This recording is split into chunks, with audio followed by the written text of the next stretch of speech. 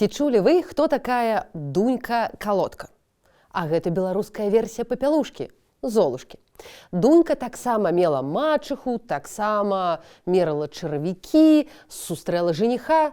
Адно, што беларуская версія сканчаецца жорсткай расправай над роднай дочкай мачыхі, якую хочуць падсунуць жаніху замест Дунькі. Узялі, раздзелі, скуру ёй задралі, на печ разаслалі, галаву раздзёрлі, у вакно уторкнулі, а самі паехалі. Ідзець мачыха Дуньку рэзаць, схваціла скуру. А гэта яе дачка.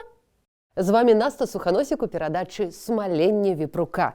Сёння я далей распавядаю вам сапраўдныя беларускія казкі, бо ёсць жа, напрыклад, казкі братоў Грым у дыснеўскай версіі, а ёсць сапраўдныя з мясам і кравішай. Так і ў нас. Ішоў бай па сцяне у чырвоным жупане. Баяць далей ці не? Пагналі!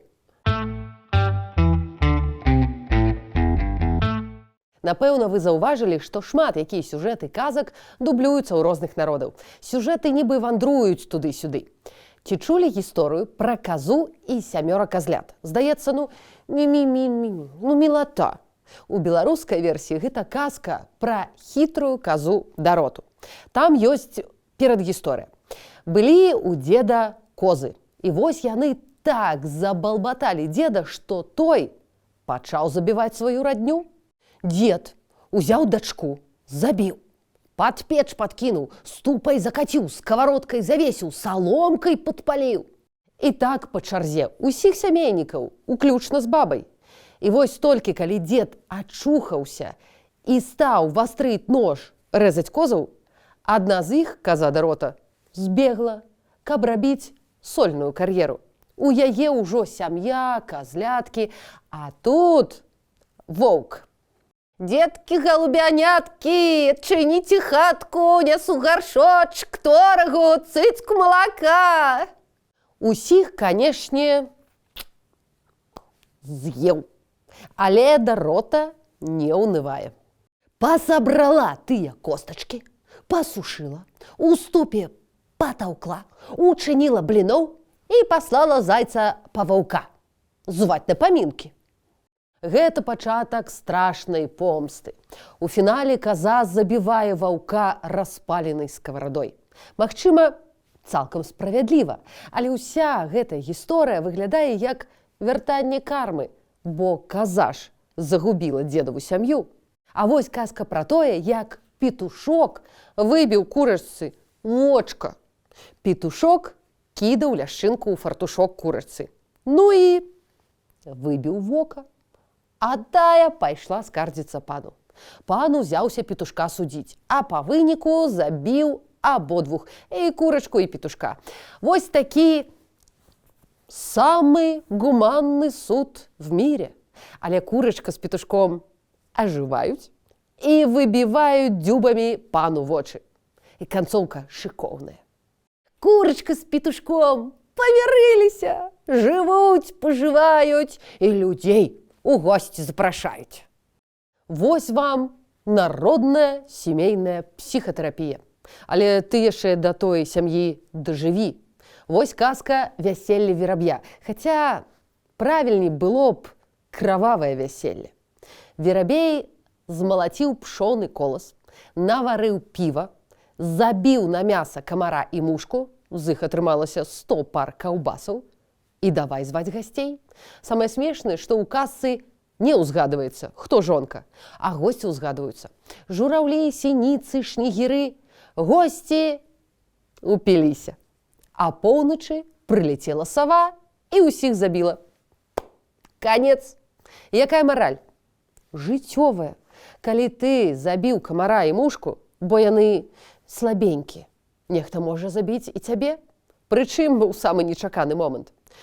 Усе гэтыя гісторыі не для таго, каб пужаць дзяцей, а каб уводзіць у дарослае жыццё, дзе ёсць прычыны і наступствы. Вось так. Пастаянны герой, які прапісаўся ў нашых казках, гэта поп. Гэта не тое, каб негатыўны персанаж, але Кантраверсійны. Поп за кучу срэбранікаў адпявае сабаку. Прыстае да дзевак, як шаўцова смала. А тое, што начуе ў чужых жонак, проста класіка, заведёнка такая. Вось казка «Новы чорт». Поп меў слабіну да жаночага полу. Усе да гэтага ўжо звыклі і нават казалі. Хто знаецца з папом, той граху не мае, бо ён жа святы. Ну і вось пайшоў ён чарговы раз у адведкі да чужой жонкі. Муж вяртаецца, поп хаваецца ў кадушку з пер'ем, і тут мужык пачынае рытуал помсты. Папа ў кадушцы ён нейкі час вытрымаў, каб той рабіў, усё пад сябе, а пасля у такім выглядзе яшчэ ў пер'ях едзе прадаваць на кірмаш, як новага чорта. Але народны гумар гэтым не абмяжоўваецца. У казцы пра хітрага дзеда пан заязджае да дзеда ў госці, а дзед выдумляе яму розныя конкурсы. Напрыклад, ці зможаш перасмяяць маю бабу? Лёгка, кажа пан.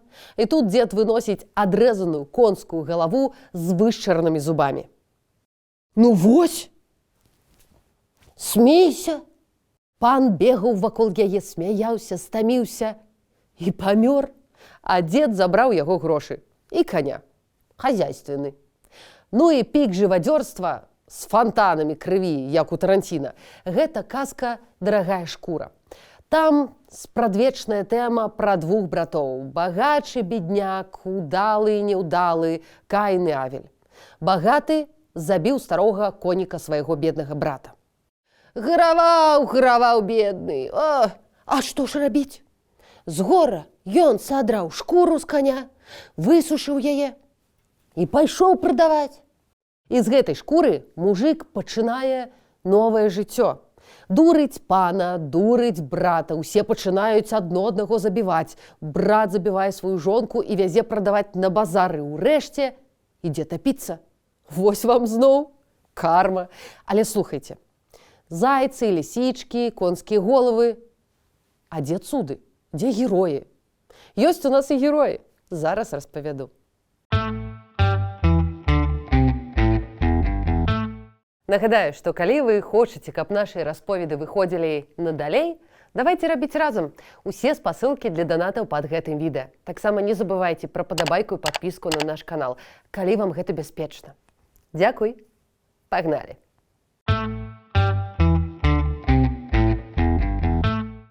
Беларускія чароўныя казкі цікавыя і дасюль нязведаны сусвет. Бо па сутнасці гэта адгалоскі нашай міфалогіі. Толькі што ў адрозненні ад Нібелунгаў ці Калівалы наш эпас не быў запісаны па гарачых слядах, а дайшоў да нас у выглядзе рэха у казках. Галоўны антыгерой чароўных казак – змей з рознай колькасцю галоваў, а замест бабы-ягі ведьма, прычым ездзіць яна на казле і таўкачом паганяе. Цікава, што змеевы прыслужнікі часам, хто бы вы думалі? Правільна, маскалі. Фрагмент з казкі пра Івана Дарагана. Набралі маскалёў і напалі на асілка. А ведама маскаль, яму як прыкажуць, то ён і роднага бацька зарэжа. Хто ж тады герой? Каці-гарошак, Вернідуб, Дубін-багатыр, Ламі-камень, Усыня, Гарын-багатыр, Малы-малышок, Іван Сучкін сын, залатыя пугавіцы. Сам сюжэт пра асілка, які перамагае змея, вядомы ў дзесятках розных версіяў. Асілак адразае головы, затыкае языкі за пас, пераходзіць рэчкі па саломінках і рушніках, ну і не забывае пра кватэрныя пытанні. Варожыя замкі умее зачараваць, у клубок бярэ з сабою, а пасля разварочвае, каб было дзе жыць нявестай. Мужык прадуманы. Гэта вельмі архаічныя сюжэты. Іван Дараган не проста рэжа головы ворагам, але адмыкае сонца, месяц і зоркі, бо ўсе нябесныя свяцілы скраў галоўны злодзей. То бок ён вяртае натуральны стан рэчаў. Яго спакушае дзеўка Антіпка, якая служыць злу, а ўсе яго браты здраджваюць, бо пакуль ён ваюе, тыя граюць у карты на золата. Цікава, што героем не можна стаць, ім можна толькі нарадзіцца, і таму ў само нараджэнне таямніца. таинства. Ось клубок агню ускочыў праз вакно, ды і качаецца па хаце. Спалохалася баба, не ведае, што рабіць.